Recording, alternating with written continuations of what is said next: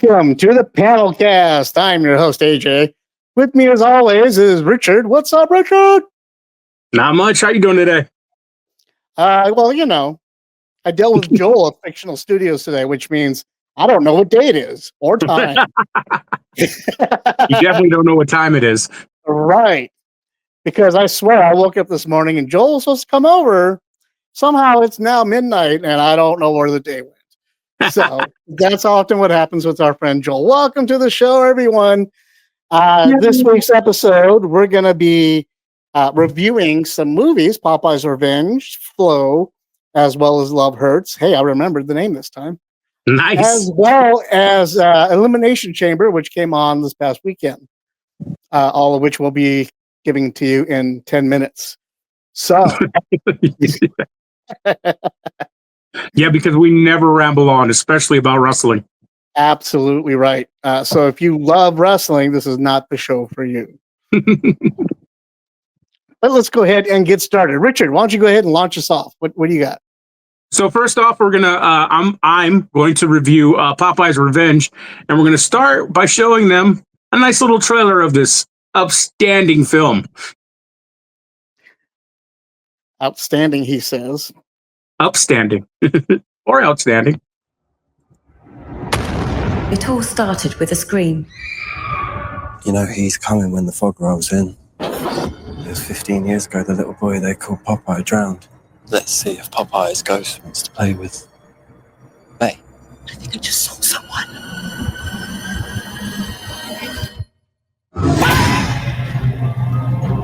What are you doing driving down here? There's nothing down here apart from an abandoned old house. Yeah, Popeye's house, sir. My parents own the place.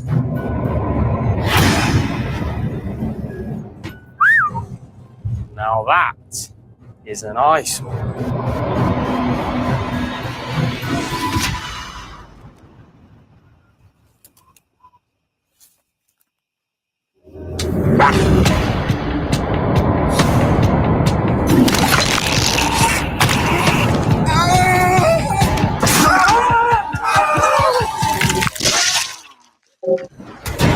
It's coming to get you. What are you?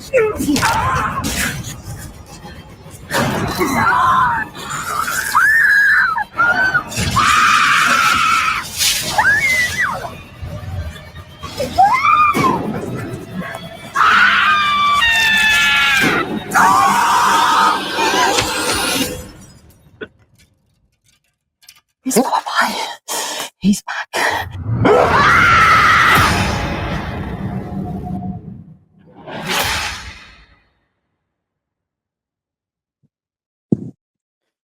There you have it. What looks to be like a movie that we should have seen at the Oscars last night. Winning an award. But obviously it was rejected and forgotten by the Oscars, along with so many other great movies. Well, it came out this year, so it'd be 2025. So. Oh, well, that explains. Well, no, they had until January to submit. So. Okay, well, there you go. You know, then again, there was obviously snubbed. I mean, you can tell by the phenomenal acting. And anyway, I'm going to kick this off by once again saying something that I constantly say on every podcast I'm on. I'm notoriously known for loving bad film. I love bad cinema, especially cheesy horror movies. This is a throwback to the old 80s style slasher films with the ridiculous, over-the-top killings that aren't super gory, but he runs a lady over with a riding lawnmower. You know how long that would take? and it does take that long in the movie. But this is put together by ITN, which is the company that is known for making the Pooniverse movies, which would be you know, the Winnie the Pooh, Blood and Honey, and where they're bringing on that whole MCU style horrorverse, like they're doing individual films and they're going to bring it into a big one universe thing. I thought they named it the Pooniverse. Yeah, that's what I said, the Pooniverse. Oh.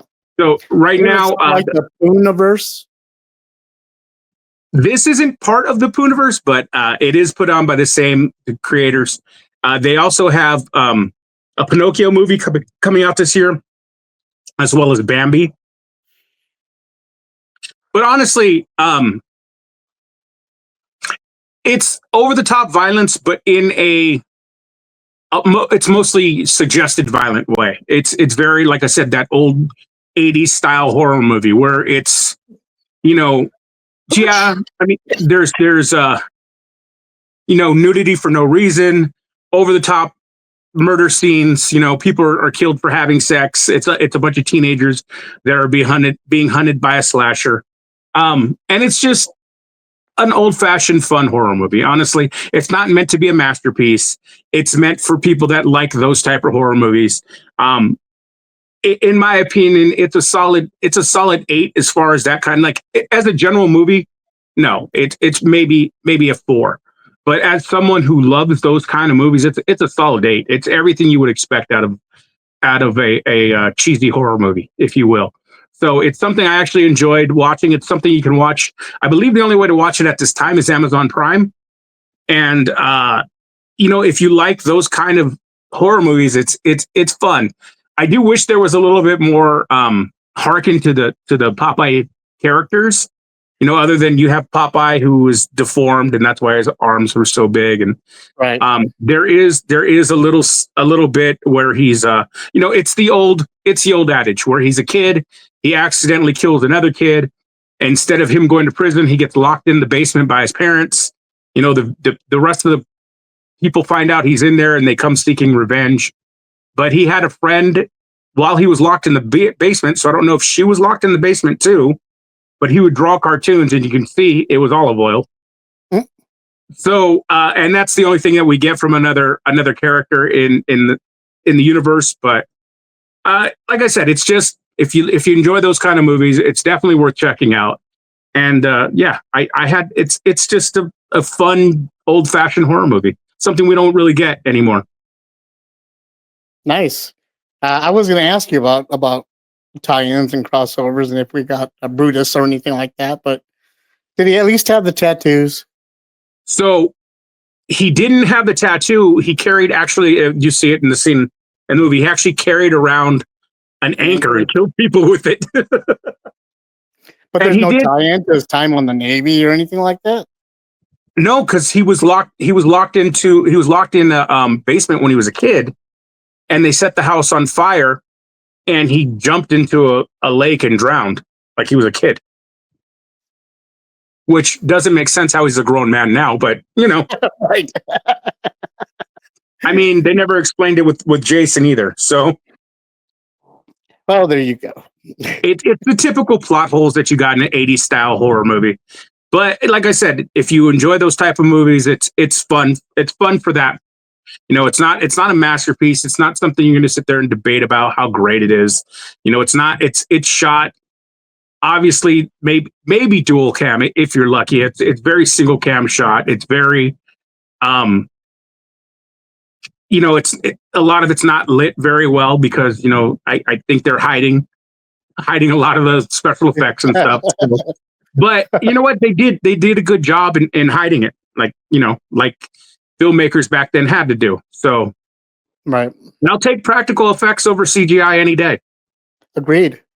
I didn't get a chance to watch this. This looked like one of those over-the-top cheesy films that would be a little bit too much for me, but yeah. I knew would be right up Richard's alley. So that's why when he suggested it, I was like, well, of course. Like I had no doubt. I'm surprised he doesn't have the action figure somewhere or a T-shirt about it. I'm considering making one. See, there you go. You should make a diorama. That would be awesome. Popeye's Revenge diorama. That'd be great. We need to devise a rating system here for Forbidden Panel because we seem to be writing and reviewing a lot of different books and TV series and stuff. So we need to think like, 5 zombies or something like that, zombie heads or something to where we can start rating things on. So maybe the audience can help us out. You guys see what we've done and where we've been throughout the world and all the different things we're into. If you can suggest like some sort of icon or avatar, where the trash pandas, the garbage pandas have garbage pail cans that they burn up that they use for a rating system. Other people use stars and film reels. Help us decide on what we want to use for a rating system, be it zombies, zombie heads, Richard's nipples, and chest hair, whatever you want to, whatever you think or you can suggest, or even blockies, whatever. I don't care. Shoot us an email. Let us know what you think. Let us know your suggestions, and the best ones will win. So moving forward, thank you for that review. I got to watch while Richard was crying in laughter. I was crying because of emotional drama.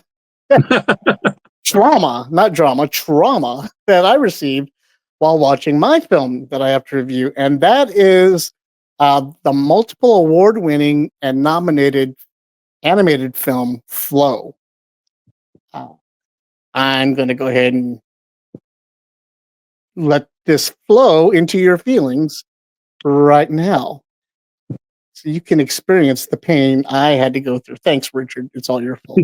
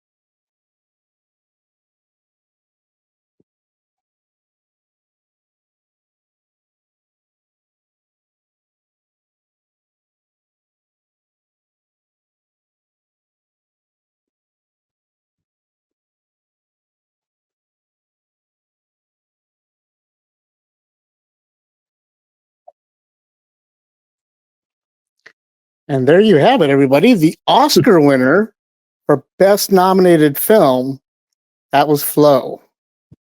And now I have to figure out how to turn this off. There you go. Richard made me watch this because he doesn't like cats. So I went into this film.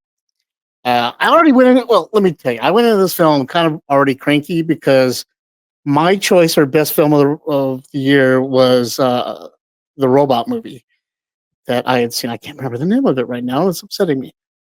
But I saw that movie and thought it was gorgeous and loved every second of it. And that's the movie I wanted to win this year's award.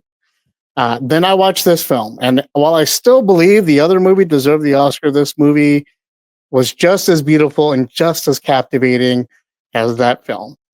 This movie follows a cat as the polar ice caps have melted. And so this cat is just trying to survive and figure out what to do and how to survive. There's no words whatsoever in the film because it's seen through an animal's eyes, and so animals don't talk. So, You don't know that.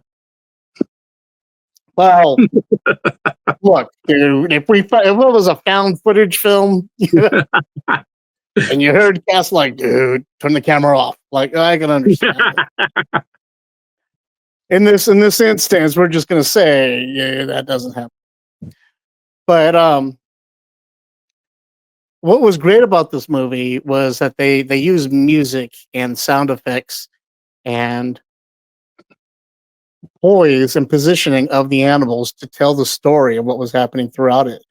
And that in itself, once you get into it and start seeing what's going on and kind of see like the habits of what these animals are getting into and what they're doing, you can't help but start feeling for them and become more curious about what the journey is about. Not so much about them, but what's happening around them and their reaction to it. And so in that, I started crying like a baby, dude. I fell for it. I loved it.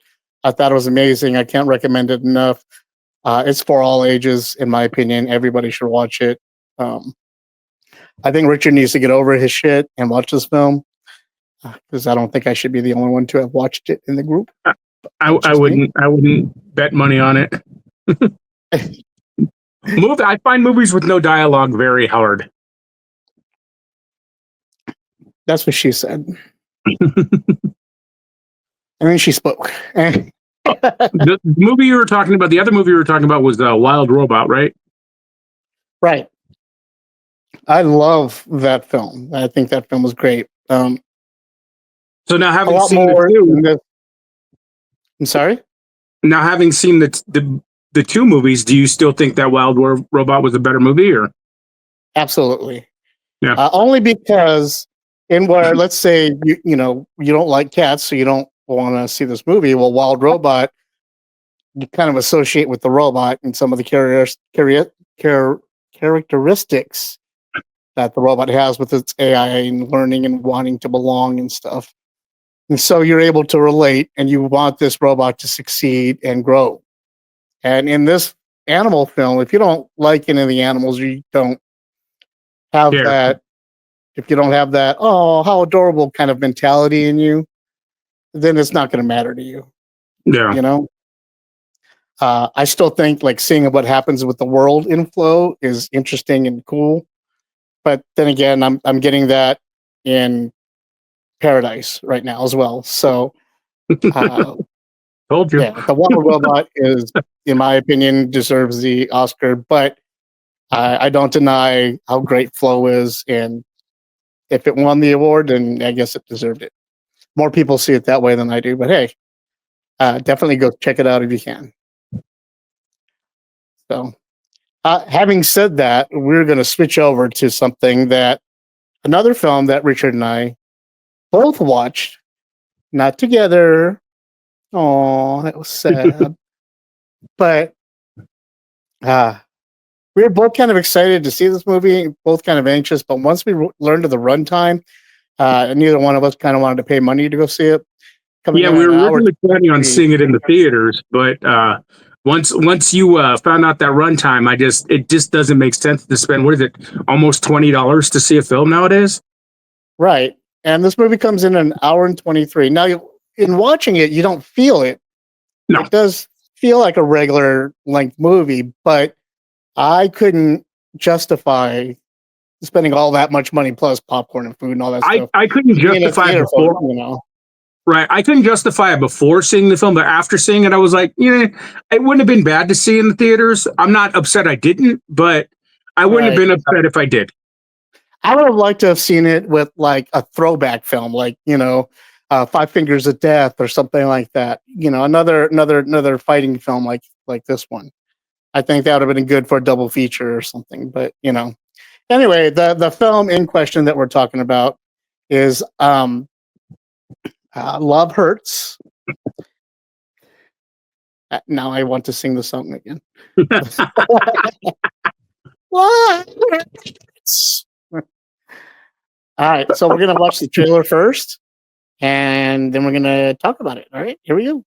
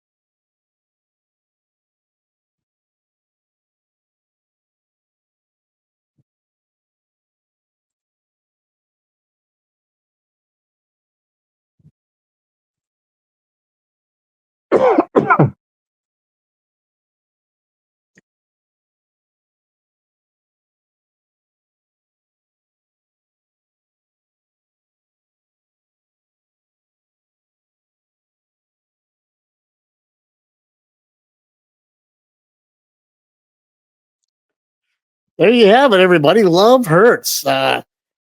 Yeah. So that happened. It did. Tell us about the movie, Richard. So it's a story of a he's a real estate agent, and very very unassuming real estate agent, very polite and docile is the best way to describe the character in the beginning of the film. And it turns out that his past basically catches up with him, where he worked for his with his brother, who was a crime lord. So as his it all starts with his I believe she's his former partner that starts leaving him Valentine's gifts and Valentine's Day cards. And it's just this guy's journey as his past really starts coming to the forefront. And it's very reminiscent to me, or it has a very similar tone to the Spy Next Door, the Jackie Chan movie. Mm-hmm. It has that aspect of it to me. And honestly, for as unassuming and small as the main character is, he did an amazing job. Number one, his acting is great. Like in this role, like he jumps from that very docile type to almost comedic, defending himself, and then when he needs to get serious, he does. So his acting is on point. But man, the martial arts is phenomenal in this movie. And I was absolutely disgusting. It was sometimes occasionally hard to follow. Right, like it was really fast. Like it was really fast, and just like the cast of characters in this movie is like, so you have your main, obviously your main character and your main villain, but it's like even the bit characters in the movie are main characters. You know what I'm saying? There's no such thing as a small character in this movie. Every character that is in this movie has some kind of predominance in the storyline, and I really appreciate that. I liked the whole Go ahead. One thing that I become exceeding more impressed by is the acting skills of former NFL running back Marshawn Lynch. This is like the third or fourth thing that I've seen him in, and he, besides voicing in video games, he's becoming a decent actor. So I was pretty impressed with him in this movie. He looks like he's actually putting forth the effort to learn the craft and be more than what he was on the field, at least, or be more than just that thug guy. Granted, in this film, he is the thug, but the conversations he's having, going back and forth with his partner, and his fighting style in here is kind of awesome too. And he nails the comedy aspects of it too. Right. It honestly looks like they were having a blast making the film. And dude, I'm sorry, Mustafa Shakir, tell me that doesn't look like Chris Rock on Venom. I saw the picture. I was like, dude, did Chris Rock get buff? Like, what happened? Yeah, he is a big boy. I remember him from Luke Cage, the Luke Cage series, and I remember thinking that too when I saw him in that show. Yeah, just an awesome actor, awesome action. Ki Kwan, I mean, just seeing Short Round go off again, and seeing him and Sean Astin in a movie, a little mini Goonies reunion there. Right. Pretty awesome too. And then, like you said, so many people: Ariana DeBose, Daniel Wu, Leo Tipton, Cam Desjardins, Marshawn Lynch, and Sean Astin. Just phenomenal cast. Yeah. And it was put together by 87 North Productions. I don't remember the name of Jackie Chan's stunt troupe, but 87 North Productions is something that they're trying to do the same thing, but over here in America. You've already seen their work on Nobody that had Bob Odenkirk, and also in Bullet Train with Brad Pitt. All the fighting and everything that happened in those two movies were done by the stunts and everything and choreography were done by 87 North Productions. And my understanding is that they're going to keep putting on movies like that in the Jackie Chan style of like Rumble in the Bronx and stuff like that came out when he came to America. So we may see Key in a lot more films like this, where you're saying like at first he's just like the innocent, non-assuming guy with a drunken master fighting style, and then at the end becomes. I mean, that's something that Jackie Chan made a career of playing. I mean, Jackie Chan is a small, unassuming guy.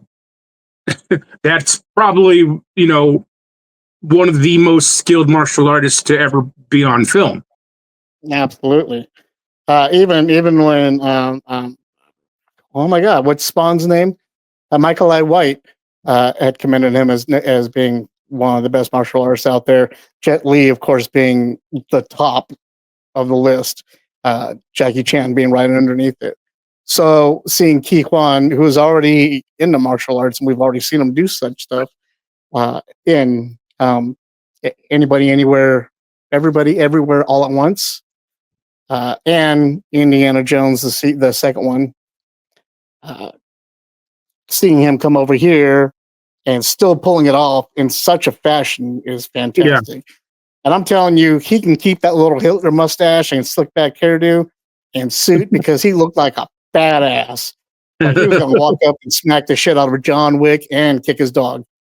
Like, look awesome.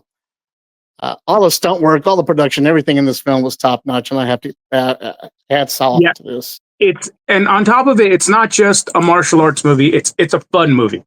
Like it's not just like, it doesn't get into that serious, like, even though the violence is in there, it's not overly bloody or over, like it's comical violence in that it's a nod. It's an homage, 100% homage to the Jackie Chan style, or even just that style of martial arts movies we got back in the 70s and 80s that were, comedic and yet extremely beautiful when it came down to the art of martial arts. I mean, don't get me wrong. The movie itself is stupid as hell. Oh, yeah. The plot, the story, whatever. But after a while, you didn't care about that because you were video gaming this whole film. Well, yeah, I mean, the premise, stages of his evolution to get back into the darkness. If you go through a lot of those martial arts movies, that were popular back then. I mean, the plot isn't the most,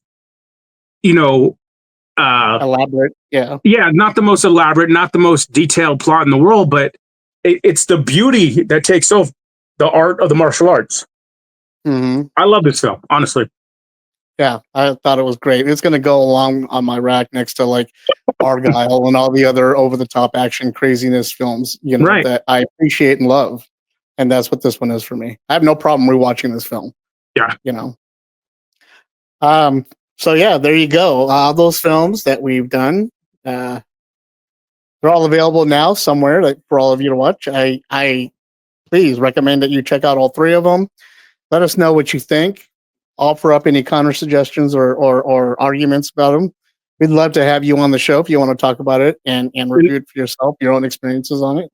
And if we get enough comments or suggestions, I will even watch Flow. Yep. There you go. And right now, that means if two people say yes, I need at least 8. By 8, he means 3. By next year. All right, moving forward comes Richard's favorite part of the show. Yes. So I'm just going to go to sleep now while Richard takes over. Go ahead, Richard. Talk about the WrestleCast. So on Saturday, we continued our march towards WrestleMania with the Elimination Chamber, and it was a good PLE. For one, every match was solid. They buttoned up some stories to move forward to get us knowing the direction we're heading towards WrestleMania. It brought some other questions in that, hopefully will be filled as we get closer. It's another one of those small PLEs, one of those ones that only had 1, 2, 3, 4 matches. 4, yeah. 4. So, which I'm really enjoying when wrestling companies do this, because you're getting longer matches, more storytelling in the matches, as opposed to, a quick match here, a quick match there, just like to pile in and get everybody in. So, the Elimination Chamber started off with the women's chamber match, which, honestly, to me, was the best match of the PLE. These women came, and especially in a match where you're being thrown into chain link instead of, straight chain instead of chain link, like a chain link fence. When it is a brutal structure, and these girls went all out. Liv Morgan is a psychopath. That girl, the injury on Liv Morgan alone. Like the next day, she was showing pictures, and all her arms were just covered in bruises, everything, and she's just walking around smiling. But before we even start that, the match was started where you had Naomi and Liv Morgan starting the match, and you had 4 other girls in the chambers. Well, before the match even starts off, we saw the return of Jade Cargill. Jade, who looks like a freaking goddess carved out of marble. I mean, she did before. I don't know how, but she's even more jacked now. Her muscle lines got deeper. Yeah, she came out looking amazing. Somehow her abs got fatter and her lines just went deeper. Yeah, she looks amazing. And when she came in, everybody thought she was going to go toward Liv. But there's been rumors for a long time that Naomi supposedly was the one that, injured her or whatever. She went towards Naomi and just beat the dog crap out of her. Like Jade just wailed in. And the thing about Jade, and the thing that I have always criticized about her, is she wasn't the most crisp worker in the world. She misses a punch, especially like punches are one of the hardest things to get right in wrestling. And either she learned really, really well how to punch, or she was just nailing Naomi. I'm pretty sure she was just nailing her. Because the thing about a lot of the women nowadays in the WWE, I think they're willing to take the shots, and they're doing that. But yeah, she definitely dog walked that poor girl. It was brutal. It was violent. And it was everything that she needed in her return. So that eliminated right off the bat Naomi from the Elimination Chamber match. You had Bianca, flipping out in her cage because she's watching, her 2 friends, or her one friend, just beat the dog water out of this girl. And Naomi goes out, and when she slammed the door on her head and shoulder, that looked brutal. Like Jade made it, and that's a heavy door to move. And she swung that thing like it weighed nothing. So that by far, Jade's a woman I don't want to meet in the back of a dark alley. I'm telling you, she's just going to destroy someone on accident. And the crazy thing is, her husband is an ex-professional baseball player, and she is way more intimidating than him. Right. But yeah, she did everything she needed to do on a return. It made her look dominating and fierce. And we have questions like, was it Naomi that did it, and what I believe that was Jade's heel turn. So is it her heel turn, or is it the other person's heel turn? Well, see, that's what the question is. Taking the head out. Right. That's what the question is. And I'm thinking it's Jade's heel turn, but we'll have to wait and see. Actually, we'll probably get some more information on Saturday or Friday. So that immediately eliminated Naomi. Well, that left Liv by herself in the ring for a few seconds, where she was just, laying it in thick on Bianca. Because, and she was telling Bianca, like, I told you, we didn't blah, blah, blah. Then Bianca was unleashed. And man, Liv and Bianca have this amazing chemistry. When those 2 girls go at it, they do not hold back. And Yeah. there was this whole match was very violent, very like it's not what people who haven't watched women's wrestling recently, it's not what a lot of them would expect, especially people that came up in the 90s or even at the height when you had, Sasha and Bailey and them when they first started getting the Four prominence. Horsewomen. Yeah. Yeah, I mean the Four Horsemen women are great. Don't get me wrong; those are pillars. But now the women are fine. Not only getting the great wrestling in there, now they're adding that violence. And this match was just, I mean, these girls were going at each other. There was one point, and the biggest thing that everybody talks about is when Liv and Bianca were on the top of the pod, and Liv was going to pull Bianca off, like she's using her braid to try to pull her off the top of the pod, and Bianca whips that braid, and that was the loudest thing I have ever heard. Yeah. Oh man, I heard. And that mark went like around like what, more than half of her torso. Mhm. And it I was ended up watching. I was like, "Ooh!" yeah, and you That can was hear a it echo when the crowd was screaming. Like that Right. said something. They isolated the noise afterwards in the replay, and Yeah. you can hear how loud that thing hit. And oh man, yeah, kind of peed And a this little was bit on that one. This was another match where Raquel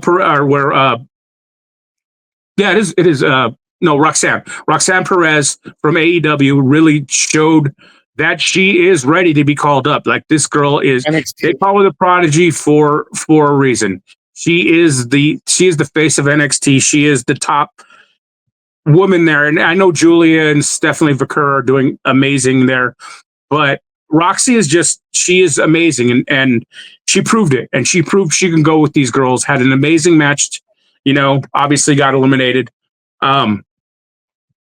We had, who was the other one that was in it? Morgan. Huh? Liv Morgan. I know we had Liv, Bianca. Oh, Naomi. I forgot about Naomi. Oh, sorry, Bliss. Alexa Bliss. Oh, Alexa Bliss. That's right.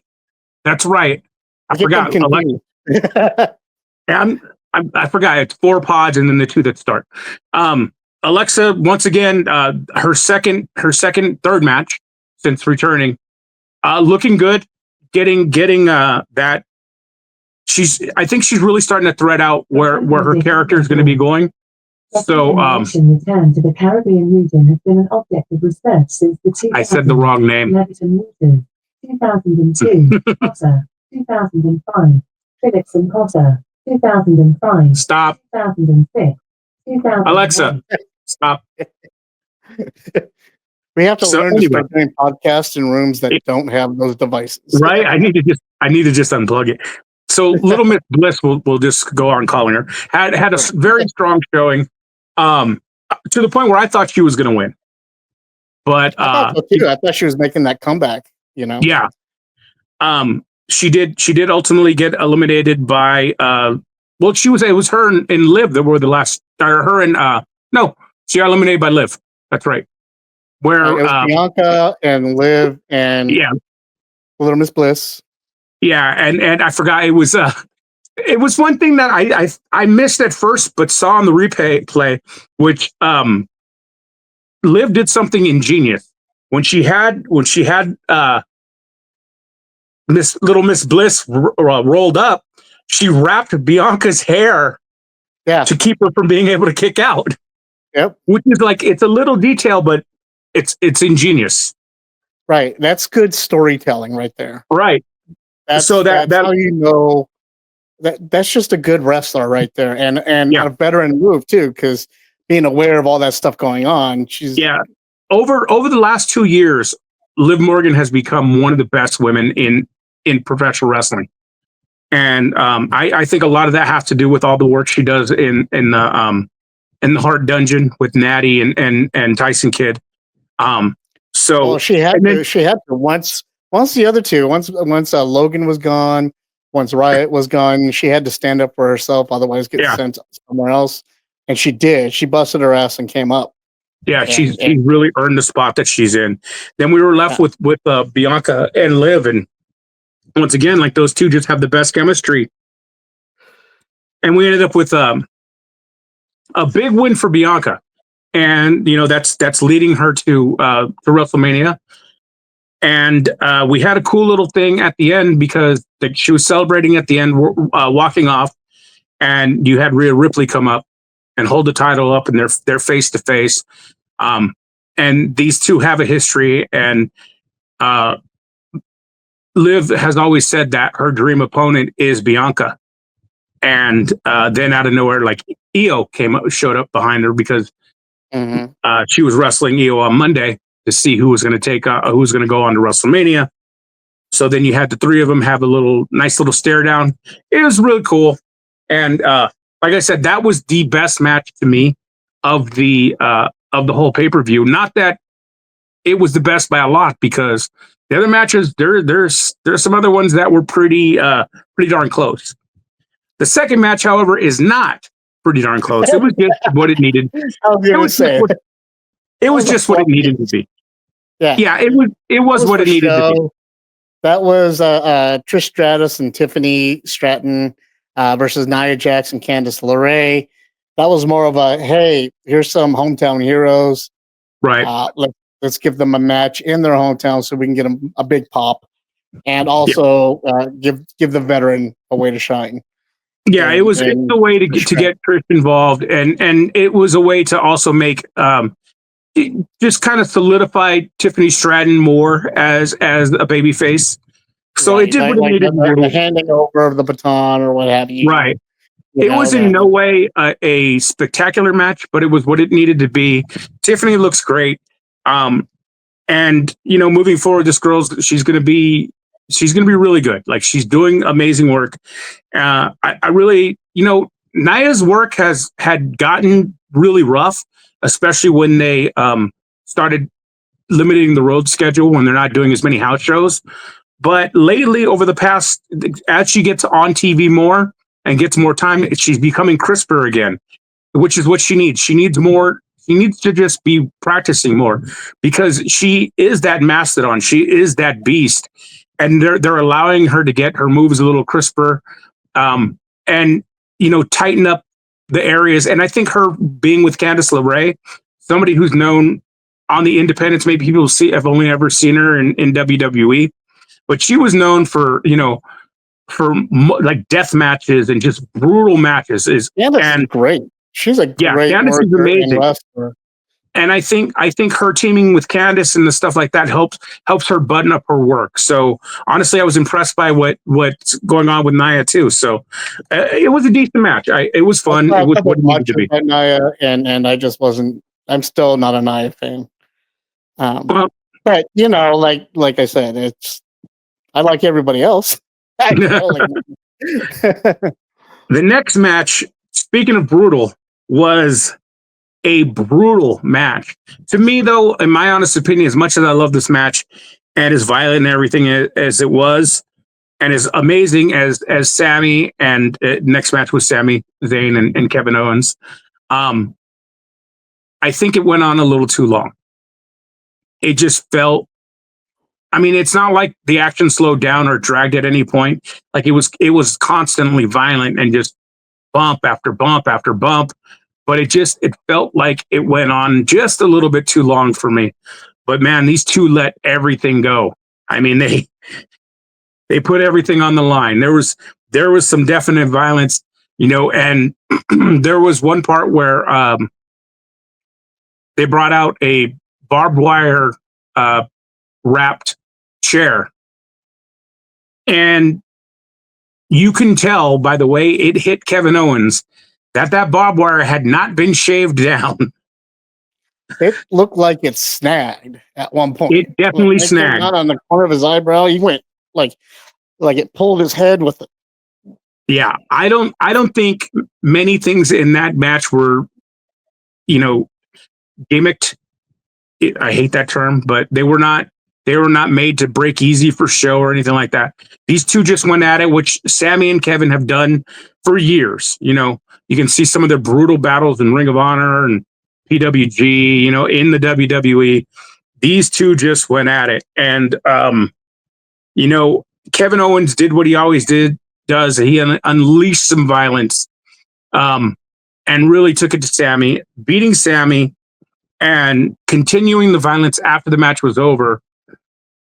And then Sammy was saved, and this is one of my pet peeves, by returning Randy Orton. So Randy comes out, RKO's Kevin, goes to get, punt him, and then security throws Randy off. They manage to split him apart, whatever. Now, this was Randy's big return, and it's awesome. Randy being there and saving Sammy, awesome. My only question is, Randy didn't have a match. Randy didn't have an interview. Randy wasn't on the show other than this segment right now. Why was Randy Orton in his gear? Right. That's one of the little pet peeves I've always hated about pro wrestling. Just like hating when wrestlers have to wait for the music to start before they save someone.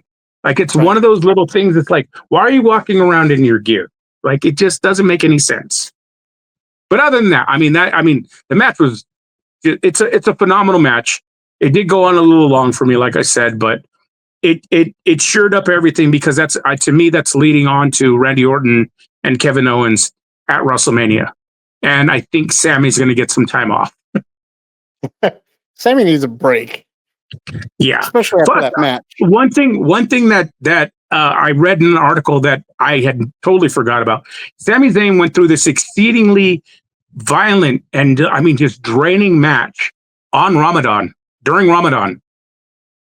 So you're talking about all the some low energy levels that the man's going through. That is impressive. Yeah. Yeah. He that guy's been through a lot lately. He needs a timeout. So. Yeah, he definitely needs a little vacay, I believe. So once again, it was a spectacular match. My only little pet peeve, like I said, the length, it felt a little long to me. It may not feel long to some people, but the Randy returning is a big deal, and I'm excited to see where that goes into WrestleMania. And speaking of big WrestleMania implications, the final match was the men's Elimination Chamber. And this was a solid match. What's that? I was agreeing. I was like, yes, it was. This was just it's a solid match. Like I said, it oddly enough, it did not feel anywhere near as violent as the women's, did it? It was no. It wasn't as intense, that's for sure. Right. It wasn't the beginning of the women's match with the run in and Bianca, it set the stage for that match and the pace and everything. And not having that, and they saved it for the end. They saved all the violence for the aftermatch. And I think I was missing that, Yeah, it felt more like it felt more like a wrestling match and then something in the chamber. It didn't feel quite as violent. There were certain points that were, but when you got, Drew McIntyre and Damian Priest and, Seth Rollins and CM Punk and John Cena and that douchebag all in a match, you'd expect it to be a little bit more violent. And there were, don't get me wrong, there were some spots, but like I said, the women's match felt brutal, and this felt like, they like a wrestling match. However, we did have a standard Elimination Chamber match, right? And in this, we saw something that I'm very curious of. We saw Drew McIntyre get eliminated first, and get eliminated in a way that was very anticlimactic, and I'm sure that's going to weigh into what he goes on to do at WrestleMania, because he's just, the way he's been losing lately and the losing streak he's on, I'm thinking something very violent and brutal is going to happen. And I think it's going to lead into him and Damian Priest. And I think those two will have some good chemistry, because Damian Priest beat him with a crucifix roll-up.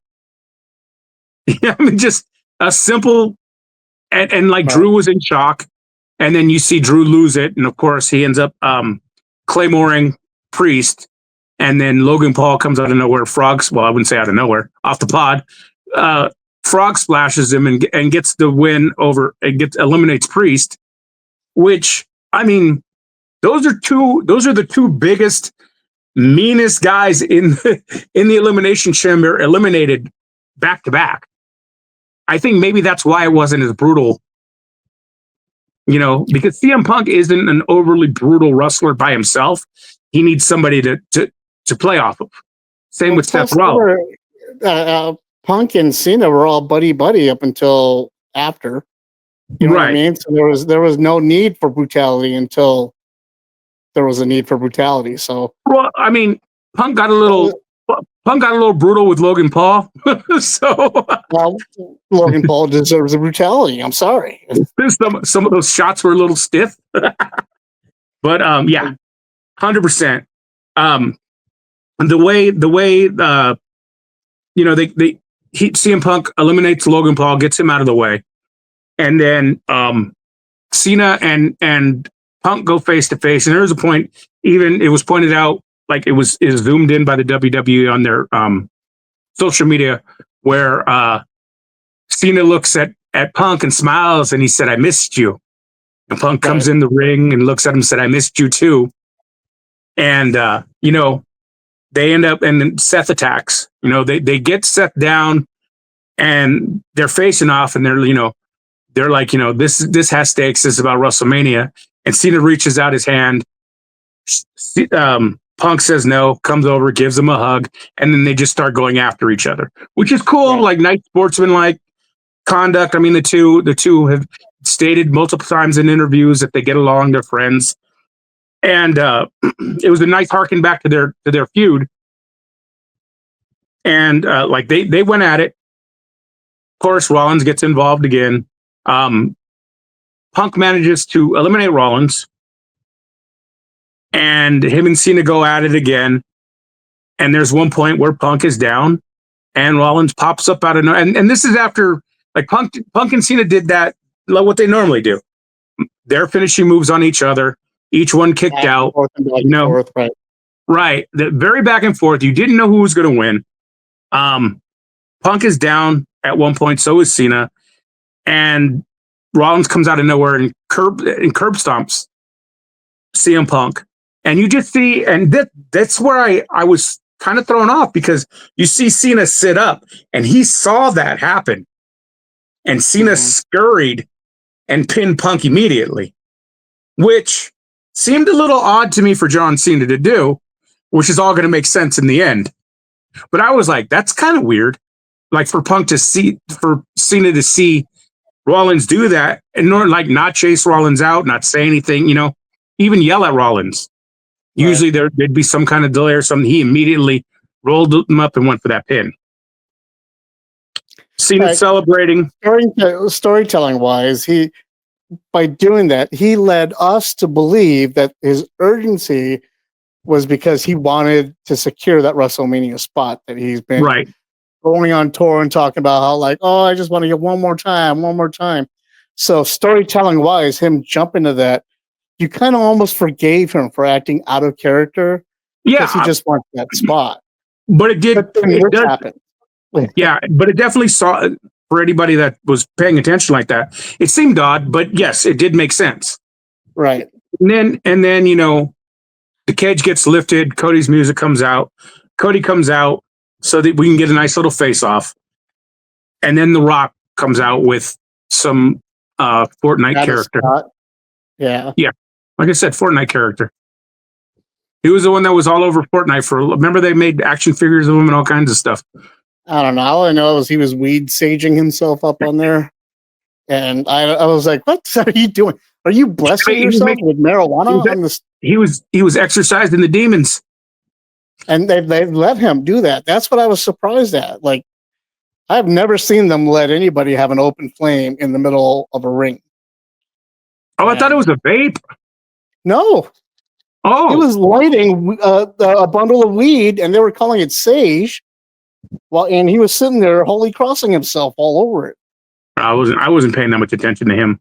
He lit that flame. I'm like, what? Wow. Because I'm a moth. Then you had the final boss come out.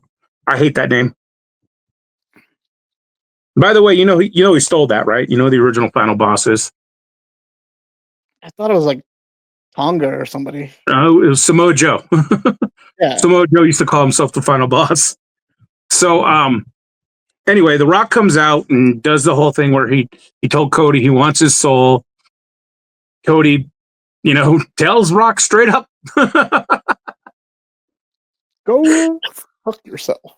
right. And I was shocked. Like, I've seen it time and time again on social media, and WWE did not censor it. Nope.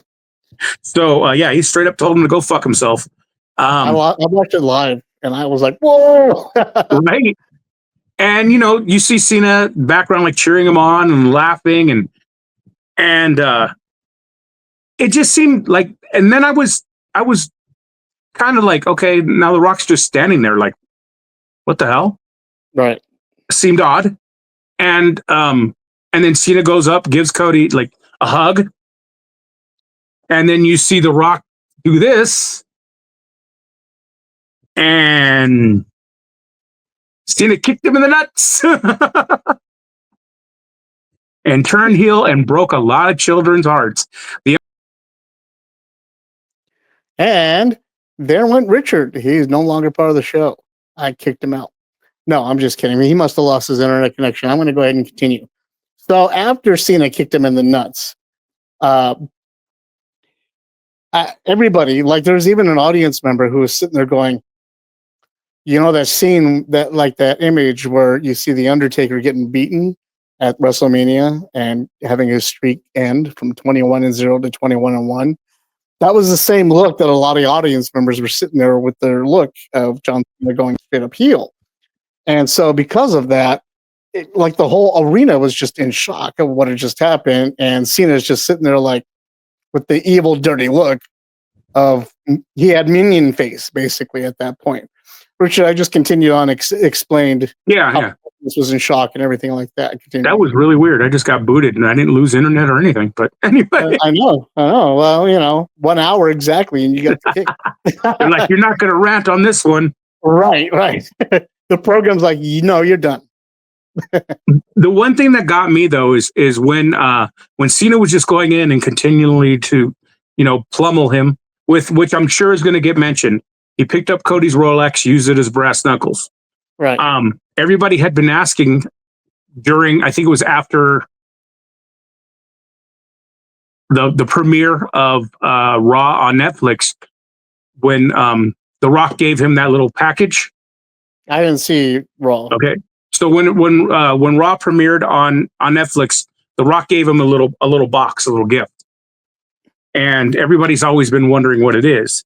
Well, there was actually a social media post or something where Cody talks about it was years ago, Dusty had pawned off one of his Rolexes. And what it was Dusty's Rolex, and he gave it to Cody. Yeah, I saw that part on. Right. I don't remember what it was on. It was on maybe Biography or something like that they talked about it. But anyway, so that's the Rolex that. Well, I don't think it was actually the Rolex, but I think that was supposed to be the Rolex. Of the Rolex that he was using to beat him down with. But as Cena's beating the crap out of the big baby face, the crowd was cheering him. The crowd was cheering Cena. I know all these kids are brokenhearted, but the crowd wanted to see this heel turn. It's that heel turn everybody's been waiting for. Did nobody see Bumblebee? He was already a heel. So in the end, I think it's going to lead to some great storytelling. I think there's more members of this Rock's Hollywood Corporation. I think we're going to get more members popping up. I think Cena's only going to stay a heel until WrestleMania. After WrestleMania, he'll flip again.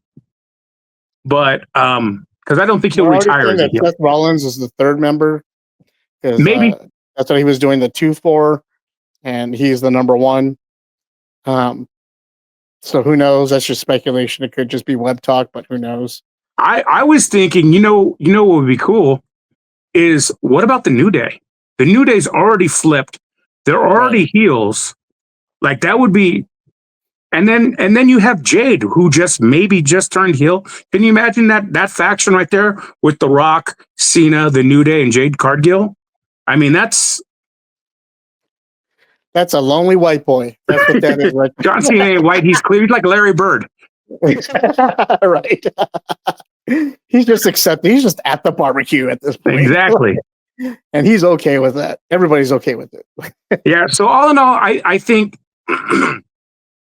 I think this was it was a solid. I would give this an A just because this pay-per-view or this PLE did everything that we need leading into WrestleMania. It's getting us on the road. There was one fluff match, but even that, is shoring up Tiffany Stratton as a baby face. So we know she's the good guy going in. So all in all, I mean, it was enjoyable. And I just can't get over that women's match. That it was awesome. So yeah. I was impressed. Yeah. I have to give it up. Everybody did a great job on all the matches. And on a side note, on Monday, Rhea Ripley lost the women's title to Io Sky. In what was an awesome fashion, because I only caught the clip of it. Right. But it was great. She straight up looked over and was like, I'll see you at WrestleMania, and then lost. And then she had a very emotional interview at the end of Raw. Actually, it may have been just for social media, where she's like, she kept calling, like, if you can hear her at the end of the match calling her, she's like, stupid, stupid, stupid. Like, and she talked about how she can't trust anybody. She thought people were friends, blah, blah, blah. So this may be Rhea's heel turn.